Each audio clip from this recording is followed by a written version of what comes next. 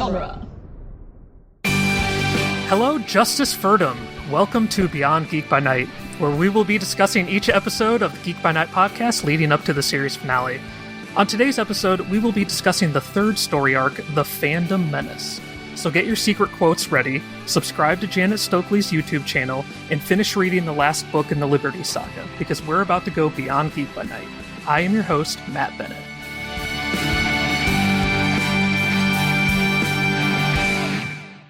And here is our panel. I'm joined today by creator and executive producer Scott Carelli. Hey, everybody. Executive producer Nick Jimenez. Hello.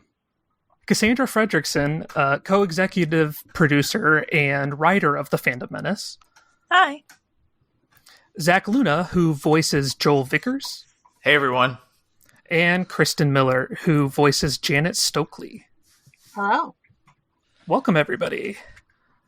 Hey, thanks for having us. Yeah. So as a little recap of this story arc, Fandom Menace comprises episodes 9 through 12 of Geek by Night. Gwen continues her job at Nostalgia Productions, formerly Nostalgia Toys, and finds out that her proposed franchise for werewolf fairy tales has been launched as a book and film series, The Liberty Saga. Janet Stokely is tapped as the lead of the film franchise. But soon after she lands the role, finds out that she is quickly forgotten by anyone who meets her. Gwen uses her body-switching powers to investigate Max Carmichael's rival series, Justice Unleashed. Janet causes a commotion at a bar due to her powers. The underdogs bring her back to Swift Industries, but she escapes and aggressively addresses a crowd of dueling Liberty and Justice fans. Gwen shows up to save the day and stops Janet from hurting anyone, but Janet escapes the chaos. Afterwards, Gwen quits her job in front of Joel, who soon ends up selling his stake in Nostalgia Productions to Max Carmichael for $1. Meanwhile, Janet is able to slip away, but not before she runs into a mysterious woman. All right. The mysterious woman. Yeah. The mysterious woman. Capital T, yes. So we have a few newcomers to Beyond Geek by Night, and what I always like to start out with is asking people how they got involved with the Geek by Night show. So, Kristin, as Janet Stokely, the antagonist of the episode, I thought we would start with you. What's your story in getting involved with Geek by Night? I got involved in Geek by Night because I knew Scott. We did a short film together one very, very warm summer day in a very tiny, very crowded apartment. And I had so much fun doing that role. I kind of stepped in as at the last minute, somebody had a conflict and couldn't film. So I got to play a really fun role with that film group because I knew somebody else that knew Scott. And that's how I found out that he makes all kinds of creative, fun things. And when he put out a casting call, I knew I wanted to be part of that. So I auditioned and got cast as the antagonist, which is a lot of fun. Very cool. Zach, what about you? How did you get involved? I know this isn't Joel's first episode, but... No, it's not, but it's the story's kind of similar, I guess. I knew of Scott because I used to listen to his Buffy podcast a lot, and through that, I listened to some of the other things on dueling genre, and he just put out a casting call kind of randomly. So it was literally just a cold submission type thing where I sent in an audition, and then I guess they liked it. And now he's like one of my best friends, which is hilarious. And then Cassandra, you're a contributor to Geek by Night behind the scenes, writing and directing. So how did you come across Geek by Night, and what's your favorite part of working on the show? Basically, Scott texted me and was just like, "Hey, me and Nick are rebooting this show. I want you to write for it." I've known Scott for like a decade at this point, I think. Jesus, is that true? Oh my God. Yeah, right? Like 2010, right? Yeah. Wow. Yeah. Wow. So yeah, I was shocked at first, I think, because I at the time did not have a good experience like co-writing anything with anybody. But I really like working on this show. I like collaborating with people. And as far as my favorite part of the show, I don't know. There's a lot of, I really like meeting with Scott and Nick, trying to like bounce story ideas. I really like directing, like the directing aspect, like listening to our actors say the lines that have been like rattling inside my head for like months at a time when we're writing sometimes. So that's really cool. Yeah, I'm just really, really happy to be involved. And I love these guys. They're the best. No, you're the best. Oh, thanks. Something that I want to bring up right away with the title of the episode being The Fandom Menace, and this episode originally being released in a pre-Last Jedi world. Yeah. Since then, the toxicity within the Star Wars fandom has grown and is often referred to as the Fandom Menace. So was this term something that was commonplace at the time of writing, or is it just coincidental that now this kind of has a new meaning? Completely coincidental. And in fact, I actually, in this re-release, I toyed with the idea of renaming it because it bothered me so much. Because of that, to the point where it's almost like the next episode, like Gibson's episode, should be called The Fandom Menace. Yeah. At this point. But I decided to just not mess with it and let it stand on its own. But it's really unfortunate. If only George Lucas could have done the same when it came to So fandom as an idea is something that I'm very interested in. And, this episode kind of pits two different fandoms together. So something that I want to pose to everybody on the panel is, what fandom would you consider yourself to be a part of, like officially? I don't actually know. I feel like this is a loaded question. At the time, at the time we were working on this, I was really active on Tumblr, and then as I just grew out of the website, because I felt like some of the fandoms that I was in and like the people I was interacting with, like they were just really, really toxic. And it wasn't even just Star Wars stuff. It was just like really niche, like weird stuff. So I think that fandom is so complicated because I feel like the most vocal people are like the nastiest people, like I like the community of it, but as far as fandoms go, I don't know. Maybe MCU. To answer Cass's question for her, it's Phantom of the Opera. No, it's not. Like in high school, yeah. Well, like Fandom of the Opera, am I Yes, right? yes, that's what we call it. You're the worst. I love you. I know. What do the people who are fans of the show You're the Worst call their fandom, do you think? Just the worsties? Just the worst TM? Like a little trademark? The worst. Yeah. Sort of growing up, I was like a vocal fan of many things, but I've sort of distanced myself from using that terminology anymore. Sort of I say like X thing is meaningful to me because it seems like when people make that a part of their identity, like I am a Spider-Man fan or whatever, then you have to if anybody critiques that thing or criticizes it in a unique way, it feels like they're criticizing you, and I don't want the things I like to be part of my identity in that way. So like if I say like Buffy the Vampire Slayer is meaningful to me, I don't have to defend everything that anybody involved with that show ever did, Yeah. Like, that doesn't become part and parcel of me. I'm just like, yeah. It's just so like obviously there are things I'm very passionate about that I love that are like books and movies and TV show IP, things like Spider-Man and Buffy and Lord of the Rings and Star Wars. Like those are my big ones, The Princess Bride, but I don't say I belong to the fandom of any of those things at this point.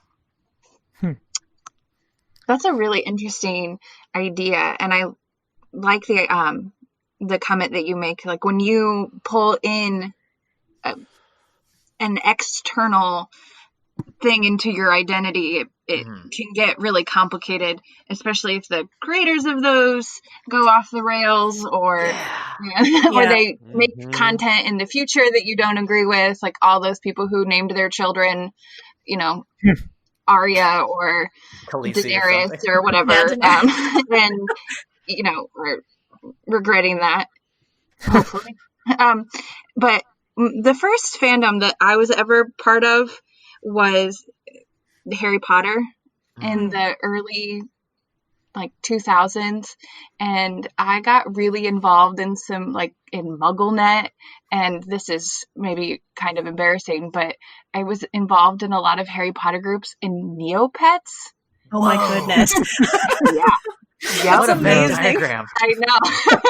And actually, so this is ridiculous, but I credit that fandom with teaching me how to build websites, because I created all these fan pages on Neopets, and I played around with HTML and CSS pre-YouTube, so just looking at code and playing around and figuring it out, and I would have never gotten into any of that if it hadn't been for how much I really liked Harry Potter and I wanted to talk to people about Harry Potter. And so I think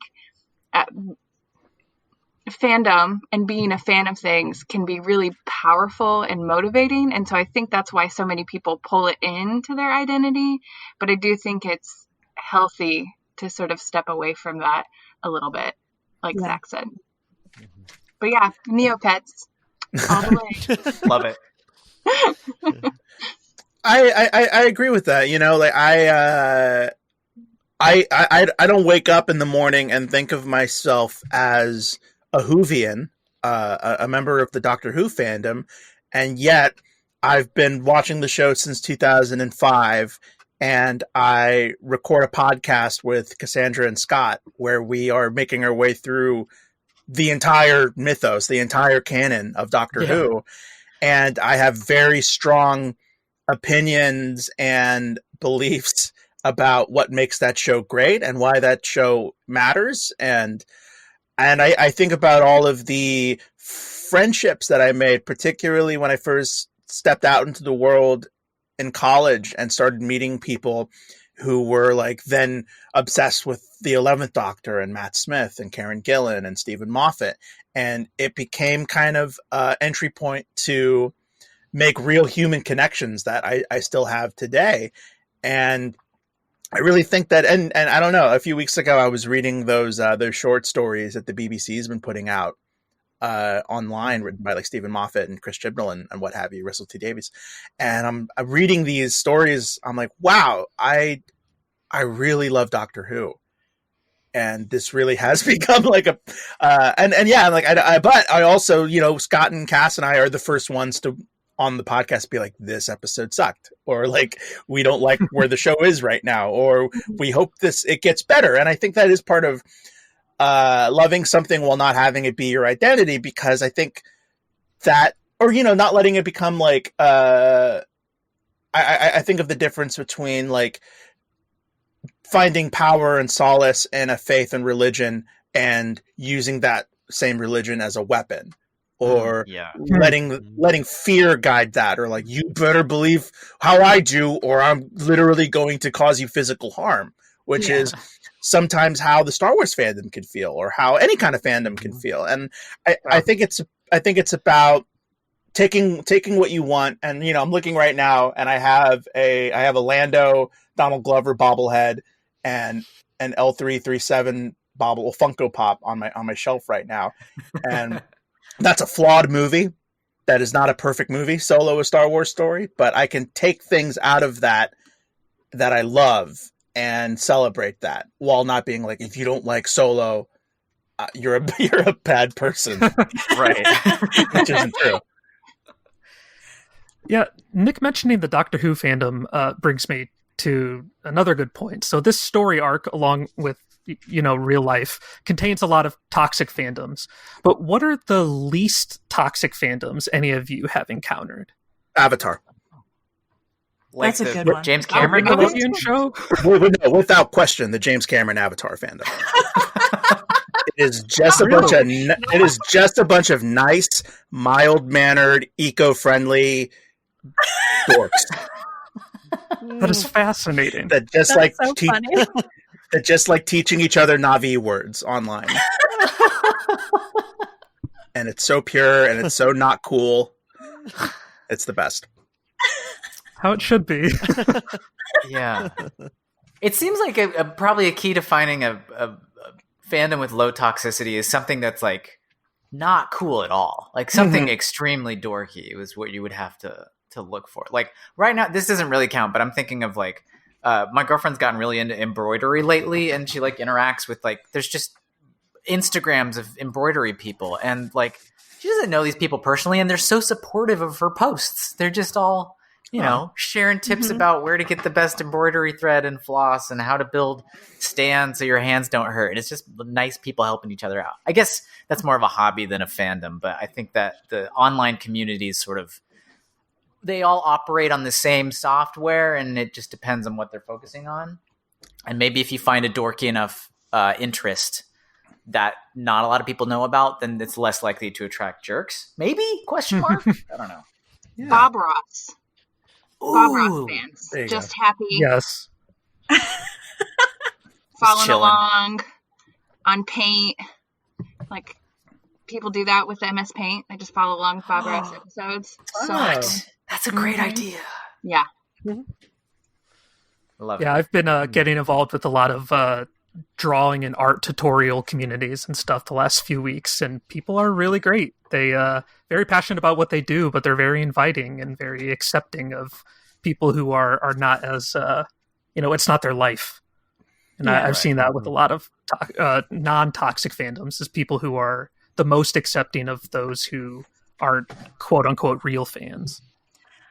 I don't know what this Yeah. says about me as a person, but I don't know that I've ever been in a fandom that didn't have like some kind of crazy drama. And I don't know if it's just because of like the media that I was into, or just like the amount of people that were interacting with each other online. But man, there are some Or if you just were horror mostly, stories. if you were mostly interacting with that fandom on Tumblr, Tumblr's a hot mess.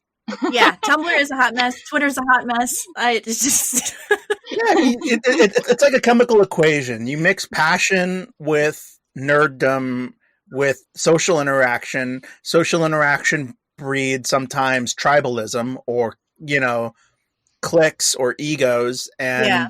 relationships. People break up. People get into fights. Oh, I wrote that. No, I wrote that. No, this fandom, that ship is toxic. That ship is abusive, or what have you. I mean, I once read about people who like ship Patrick and SpongeBob, and but then there are people who are like, no, because if you go back and watch, Patrick is a horrible friend to SpongeBob, and it's not a healthy friendship because he gaslights SpongeBob a lot. And I'm like, they have a point. There are plenty of episodes where Patrick's not a good friend to SpongeBob. Yeah. So It's like- with the two fandoms of justice and liberty in the episode, obviously there's a lot of influence from the Twilight series or other young adult series. But in writing this episode or in putting this episode together, were you thinking of any community specifically, or just trying to kind of amalgamate them?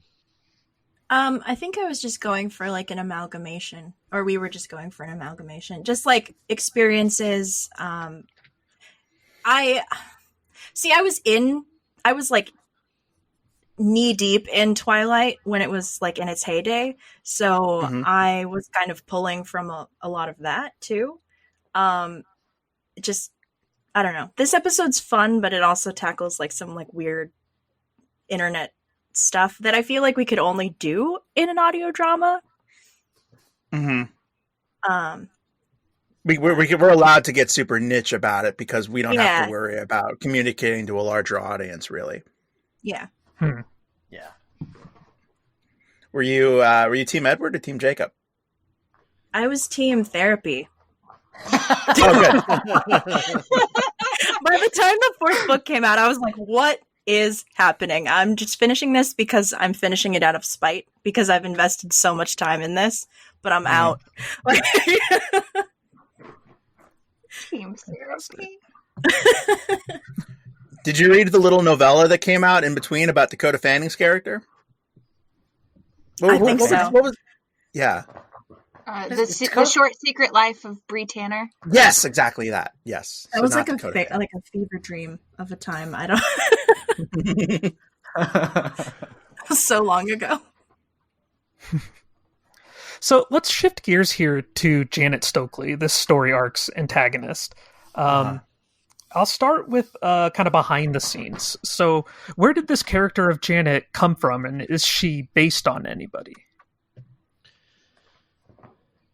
The name is, I can't remember if this has come up before, but Stokely is the name of Clea Duvall's character in The Faculty, who is one of my favorite film characters, and Clea Duvall is one of my favorite actors. So I think that was kind of like a fun little nerd reference.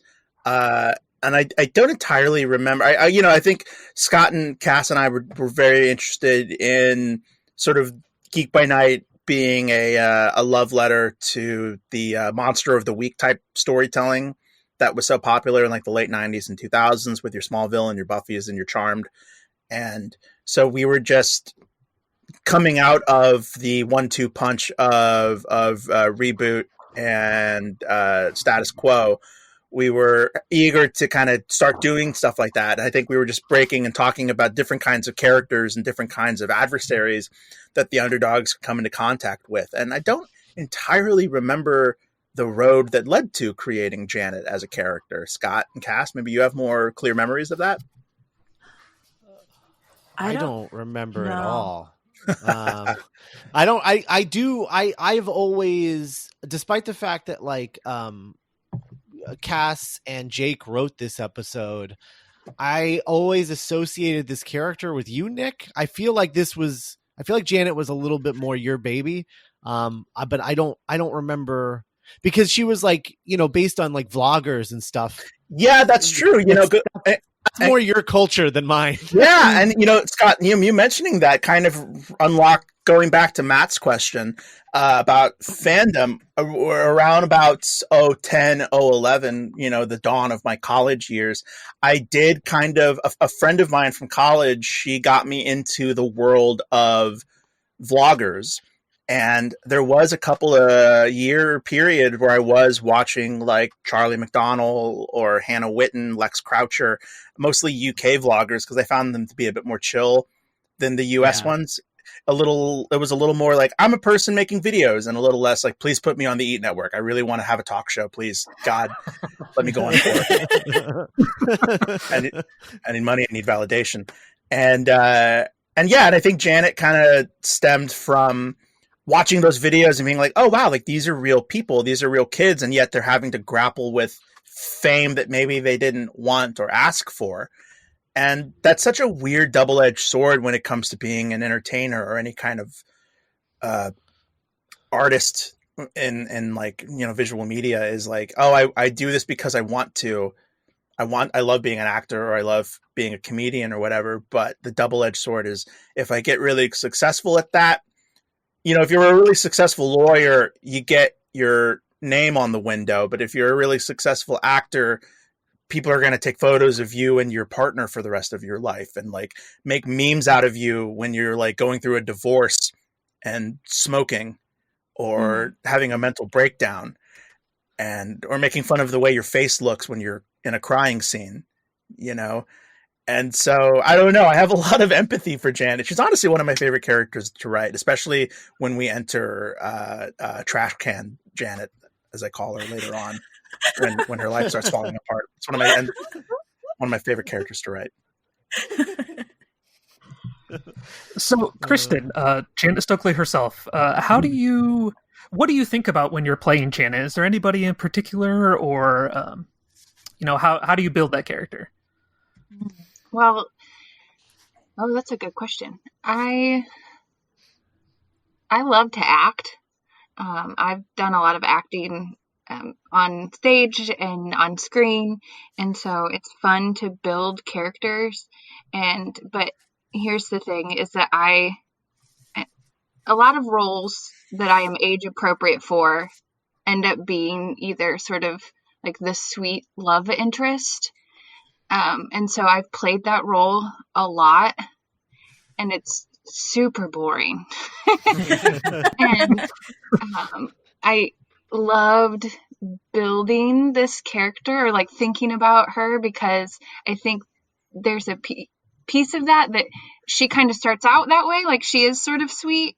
I mean, they cast her as the love interest, right? So I like that she turns into Trash Can Janet. I'm gonna think of her like that now. And it was a lot of fun to play the antagonist and slowly go off the rails throughout the episode, sort of as she loses it more and more. Does that answer your question? I feel like I kind of got lost. Oh, that's great. Yeah.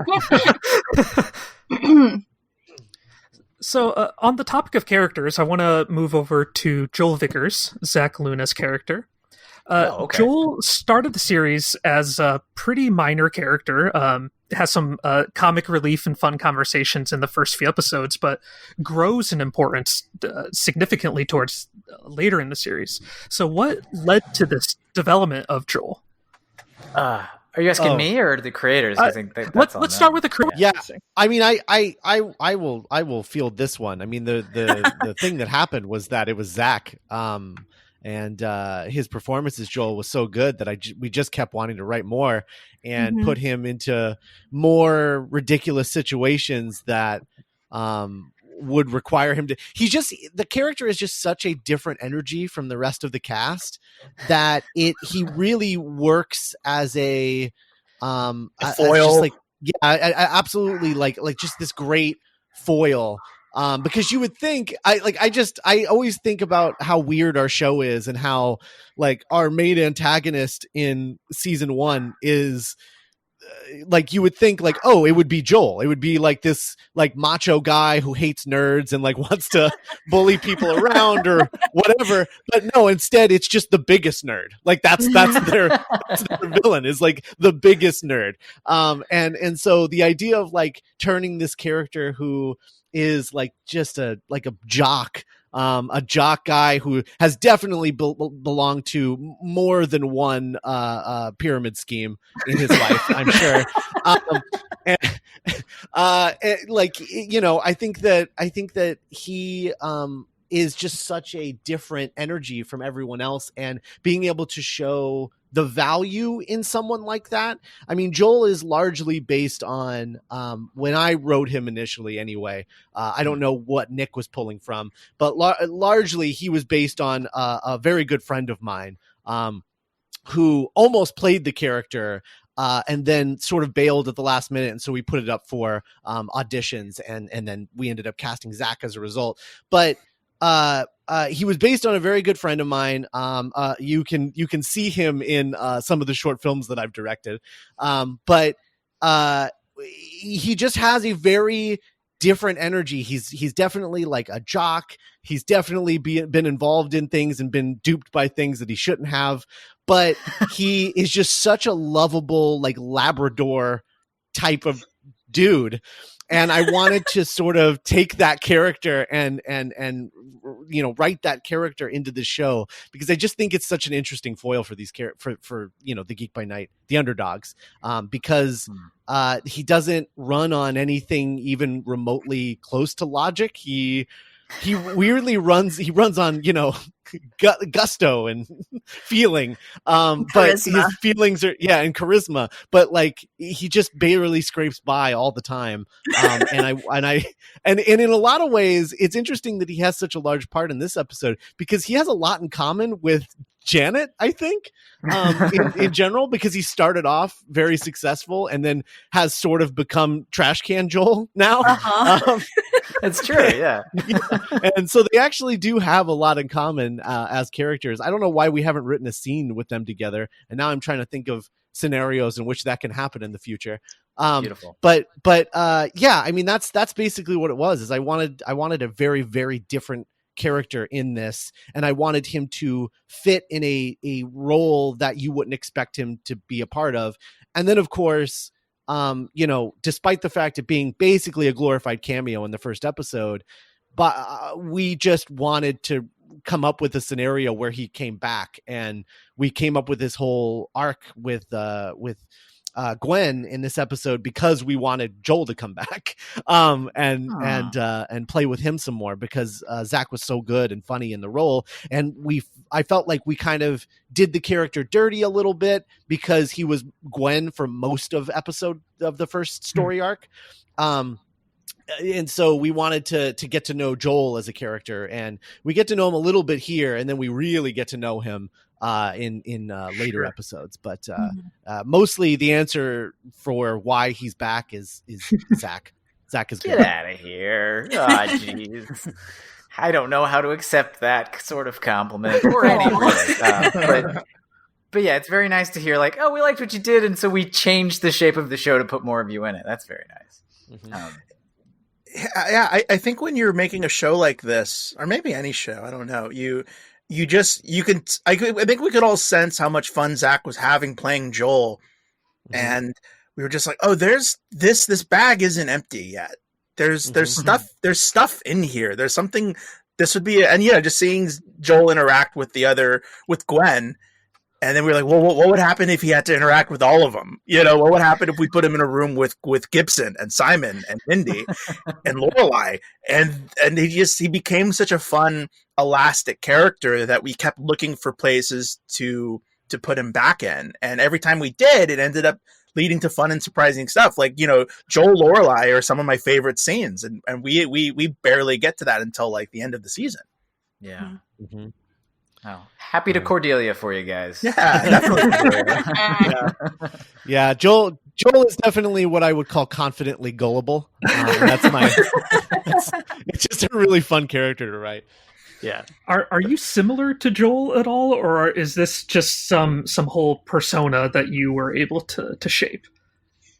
It's definitely persona. I mean, like, I run a podcast about Spider-Man with Scott. I'm very, very far from Joel in like my personal identity, but like any role, like how Kristin was saying, you get to like flex muscles you don't get to in real life in some roles. You get to play up parts of you that aren't always at the forefront. And I've definitely known people with this vibe. Like, I think in maybe when the first discussion podcast I ever did about Geek by Night, I mentioned like an old manager I used to have in LA who had this version of Joel energy, like more so than the original Joel who worked at a toy company. This like, we're a producer, we're gonna do stuff. It's like, it's totally fine, bro. Like, that whole vibe was how he talked to me whenever I had a meeting with him. And you meet somebody like that. Oh, you're like a real person. This is how you live your life, huh? And then that just kind of lives in the back of your mind. And then I was able to sort of play it up here. But also it was just fun. Like, they write really like chewy phrases for Joel to say. So it's kind of a way to like, just as an acting exercise, like Liz Lemon's not as fun without Jack. And so playing around with the Alec Baldwin of it all is a fun exercise, even if I'm nothing in real life like that person, I think. I don't know. Do you think I'm anything like Joel? You guys know me. No. Yeah, but Jack Donaghy's a good call, a good reference. Mm-hmm. Nice. Yeah. Zach, you're nothing like Joel. You're just a good actor. That's it. Thanks, bro. I do have to. Scott makes fun of me for this. Like, I feel like a lot of the main cast of Geek By Night can kind of like, all right, I just ease into the role. I'm reading the lines. Yeah, I'm feeling it. All right, this is how Gibson would say it. Boom, and just go. And I have to like psych myself up into it. And so I have like key phrases I grab onto, like bad imitations of J.K. Simmons as J. Jonah Jameson in the Spider-Man movies, where I just like hear in my head when it's like there's a food poisoning scare, and Ted Raimi's like, some food got poisoned, and he goes, I'm a little nauseous, yeah. And like I have to think of that in my brain and like put myself in like dismissive like jerk voice mode. And then I can read this now. And then like, cause it takes a lot of extra effort, but it's just fun to try. Yeah. The actor prepares. Another larger-than-life character in the episode is Max Carmichael, or MC Michaels. MC Michael. Obviously, have to have the two initials at the beginning there. Max Carmichael Michaels. Yes. I honestly, my question is just like, what is it like writing Max? Like, he's such a ridiculous, over-the-top character, and is portrayed in this amazing way that he fits into all these other storylines. That what's it like forming that character and putting him into these stories with these other characters? I mean, when I created that character, I just kind of wanted him to, the relationship between Max and Billy was very much based on like Peppermint Patty and Marcy. Marcy, thank you. Oh man, yeah, I see it now. yeah. That was definitely a huge inspiration early on. And then as far as Max, I was like kind of like looking at Peppermint Patty, and I'm like, okay, what if Peppermint Patty was like a bad person and and also like a huge nerd? Like, I like the idea that he genuinely loves all of this stuff. It's just that he's been given too much power and he is abusing that power, but also isn't intelligent enough to realize what he's doing. Like it's like he doesn't know that he's evil. He just is sort of playing a role. He's playing this role that he's comfortable with, that he's kind of seen a million times, and he's not particularly good at it. He's not good at being a bad guy. And he just like wants what he wants, and he's trying to do this thing, and he does love it, but he's not willing to work for any of it. He just wants it given to him, and feels like he deserves it. Probably because his life prior to getting these powers wasn't the best, which is sort of hinted at in one of our last episodes, but we'll get more into it in our final season here coming up. But I just think that, Max is a really fun kind of cartoony character to play. Like, I wanted to have this sort of ironic villain in the way that the mayor in Buffy is sort of an ironic villain, where you're just like, you're kind of like charmed by the guy, even though like, oh God, this guy is so evil. Like he's the most evil, but he's also like kind of charming, and it's weird how evil he is. And that there's kind of an entertainment value in that. And so I wanted to create a character that was kind of similar, but in the geek culture sphere. And that's kind of where this character came from. And then Scott Tofty, of course, just knocks it out of the park every single episode. The thing you don't know about Scott Tofty, and he's not here to hear this, and we're going to have to get him on here soon so that he can talk about all the music that he writes for the show also. Yes. But the thing about Scott Tofty is that he never reads these scripts before recording his lines. He only shows up to half of the read-throughs, like the table reads, because he's busy. He's a busy working musician. Like, he's a busy guy. And so he will, like, he'll be doing his lines first through, like in the recording for the lines that I'm going to put into the episode, and he'll be going through it and he'll read a line and then he'll laugh and he'll be like, that was pretty good. Like, he just, because it's the first time he's ever read it before. And he knocks it out of the park every time, and it's completely insane. He's so effortlessly good as this character. It's insane. Completely insane. I love him so much. Yeah. So much.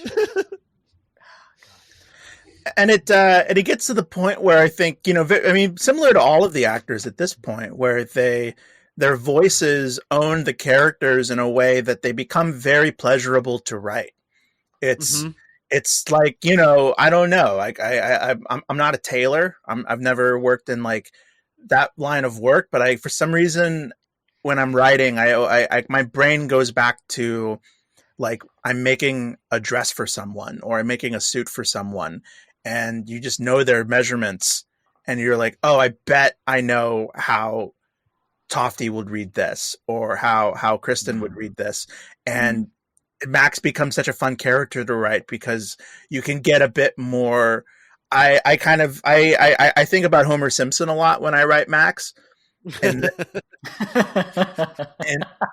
and that he does have this kind of invincibility and this like where he is dumb and he doesn't get a lot of, he doesn't know how to say stuff right, or he doesn't really think about stuff before he talks because he's never had to, because life worked out really well. So why would he have had to change? Max Carmichael really is like a combination of Homer Simpson and Milhouse. Like if Homer Simpson was Milhouse, that it would be Max Carmichael. Why would they lie, Bart? Why would they lie?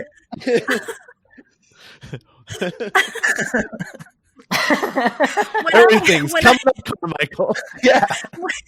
When I write lines for Max, I always think about what the most pretentious person in my undergrad English class would say, like completely, totally wrong, like pronouncing stuff wrong, but like with the authority of like someone who like feels like they're correct. Like it's. I love Max. He's like a mustache twirly villain with like the impulses of an 8-year-old. Yes, and it's the best. Yeah, I mean, like if anything, I mean, he kind of. It says, I think the reason he's such a likable, lovable character, maybe even just for the writers, is if he could be Purple Man. He could be the most like vile, disgusting, horrifying villain ever, but there is kind of a gentleness to his spirit that he's mostly just selfish. And we're lucky that he isn't crueler. Mm-hmm. You know, that he does just want to own a bunch of comic book shops because he thinks like he wants all the comics for himself. He's like that kid on the playground that wants all of the toys and all of the snacks. Yes. And I don't think it dawns on him to cause actual pain or suffering for people. And I think that's just a really weird, fun needle to thread when writing a character. Mm-hmm. So, we talked a lot about dialogue and the voice actors and things like that, but there's some pretty badass action moments in this episode. The one I'm thinking of particularly is when Gwen first does her body swapping power with Jennifer. And, that's something that is harder to do in audio format. And I'm wondering, this body swapping power, is this something that you came up with and then you figured out how to pull it off? Or is it something that you kind of started with the medium and then developed powers for Gwen or other people around? I mean, I think I came up with the concept before the sound effect. The sound effect on this version of the show is different from the sound effect on the original show. On the original show, I don't even remember if there was a sound effect. I think it might have been just like a weird music cue or something like that, because I couldn't ever figure out how to make it work. And then with this, I really wanted to give each underdog we do have some music cues for stuff that just doesn't have a sound effect, right? Elliot's pheromones. Pheromone power. Like their pheromones don't have a sound. So we just use that great powers theme that Scott Tofty wrote, and just sort of like pop that in whenever a character is using their power that doesn't have a sound effect. But for the characters that do have sound effects related to their powers, like I wanted to have something. I mean, I don't want to say the word iconic, but like something that's like instantly recognizable. Yeah, like a Hanna-Barbera sound effect, sort of. Yeah. So you're just sort of training the listener that like, this is what this sounds like. So when it happens later, and we don't talk about it happening, we just have it happen, you're not going to be confused because you recognize it from the last time this happened. And I just kind of, it's weird because I just kind of, when I'm like coming out with the sound effects, I just sort of like think about what I want it to sound like. And then I just have to kind of break down the individual sounds that I'm thinking of and just combine things to make it into the thing that I'm hearing in my head. It's worked out pretty well so far. I don't know.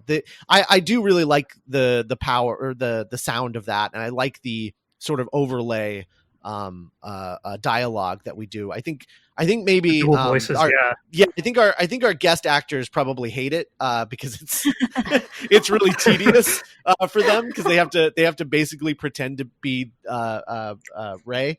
But it's fun to put together, and I think it sounds really good in the finished episode.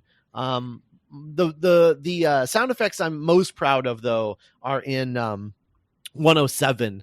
So we'll have to talk about those when we get there. But yeah, I really like how this turned out, but I can't really explain or articulate where it came from. Yeah. I just like combined a bunch of sounds together until it was what I heard in my head. And Wow. and shout out to the actor playing Jennifer. One of going back and listening to Fandom Menace again, preparing for this podcast, I was like, wow, we really found a really good actor. And one of the cool things about her being Gwen is we sort of get to see her stretch herself as a performer, where you're like, oh wow, like I actually buy her doing Gwen. Yeah. Because she's just as good as being kind of the spoiled sort of like in her own world actor, and then being neurotic Gwen. I'm like, oh, good on Chelsea for finding a great guest actor. Yeah, for sure. So the last thing I got to bring up, everybody knew it was coming, secret quotes. I found 7. I'm sure there's a lot more than that. But I have to know who came up with it, where did it come from? What's the origin of putting this in the episode?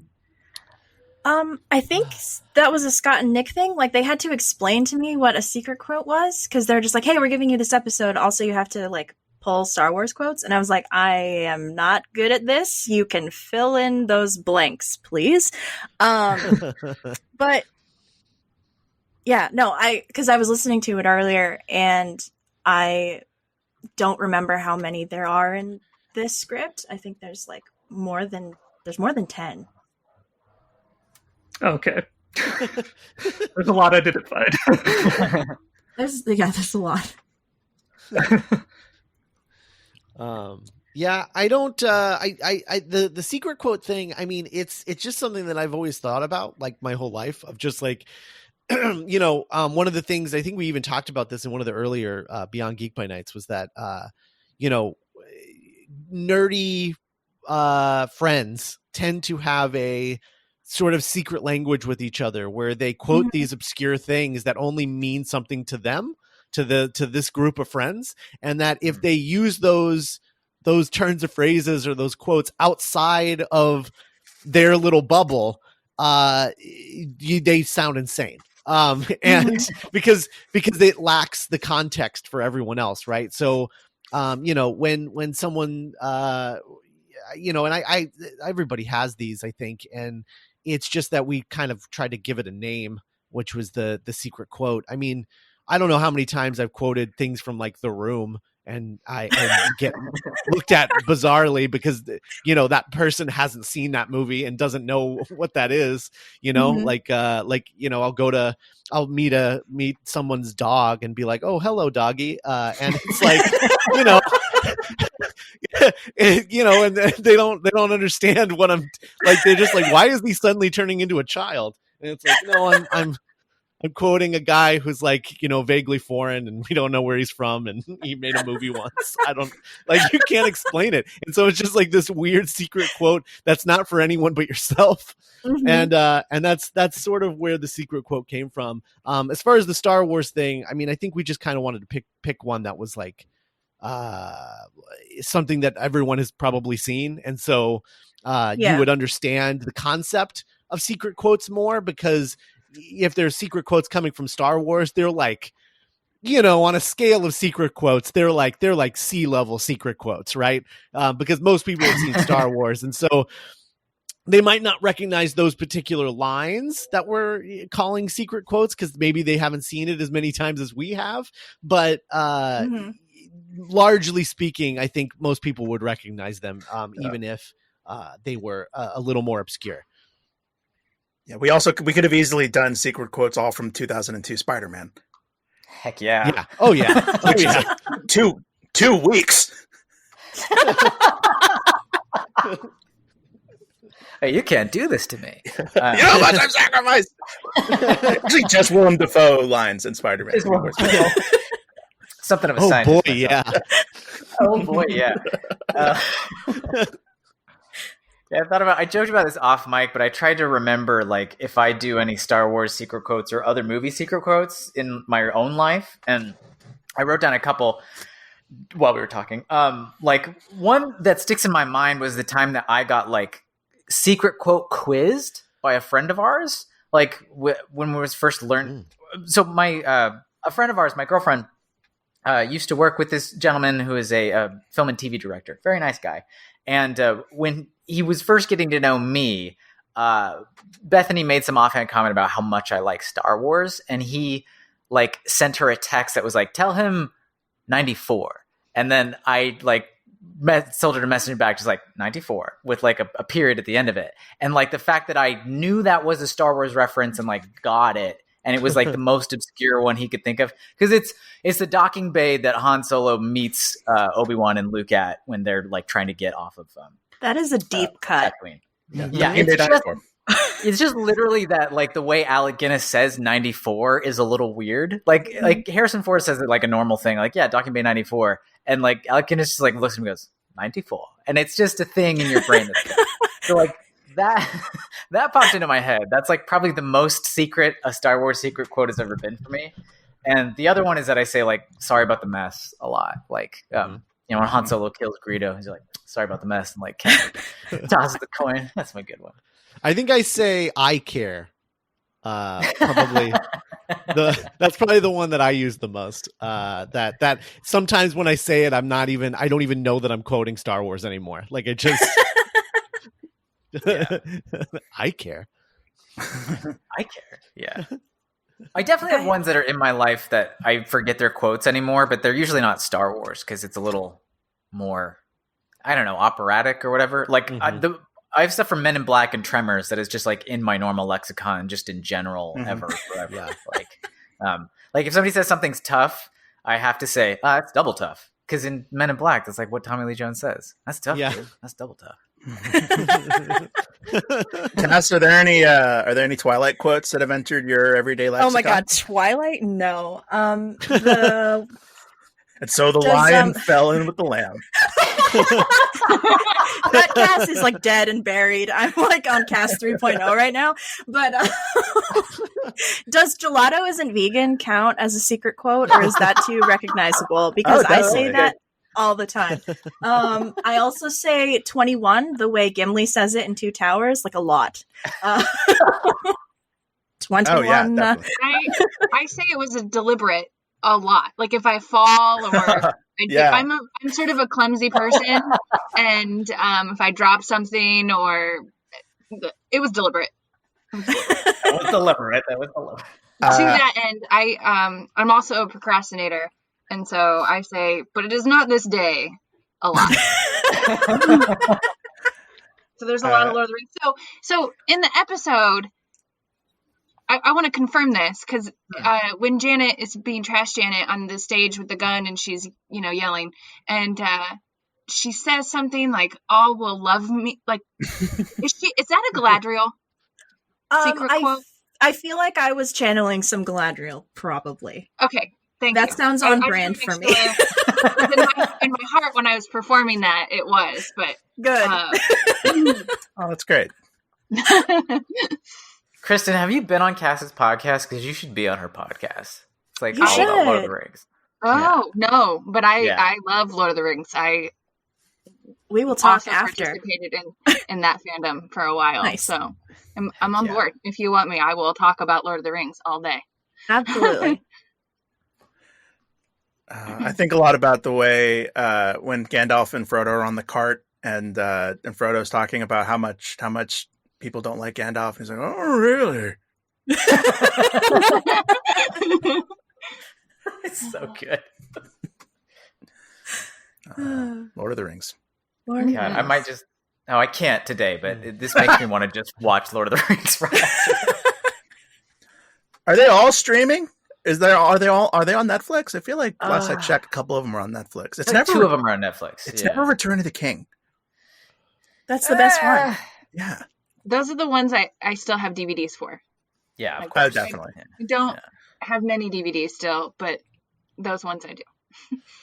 Hell yeah. Matt, Sorry, do you have any? I'm just replaying Fellowship in my brain now instead of paying attention to the conversation.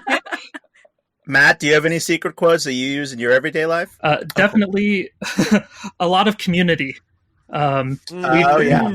Yeah. Rewatching it for the 4th time in my life, and a lot of Community quotes for sure. I know. I think I've just adopted cool, cool, cool.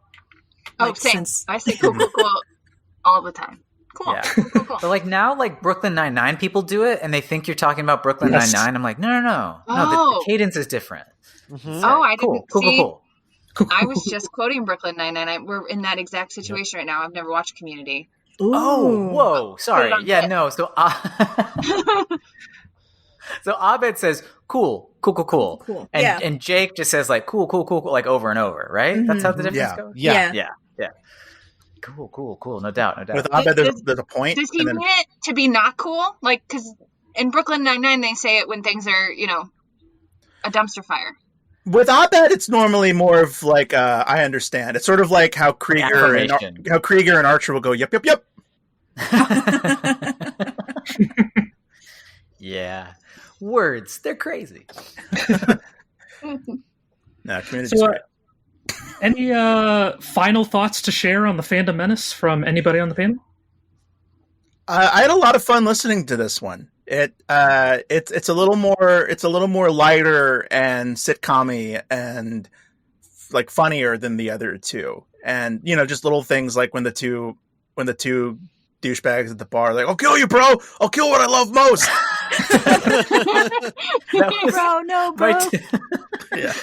My two biggest laughs while I was re-listening to this was that I'll do what I love most, and the bit it's like an offhand thing that Lorelai says where Victor's asking her about like soup or whatever, and she says something like, "I already told you yes." Later, and just the way Naomi did that just killed me. It's a fun app. Yeah, it is. Yes, it is. Thank you again to all of my guests, Scott, Nick, Cass, Kristin, Zach, for joining me today, and thank you to all of you, the fans, the underdogs, for listening today.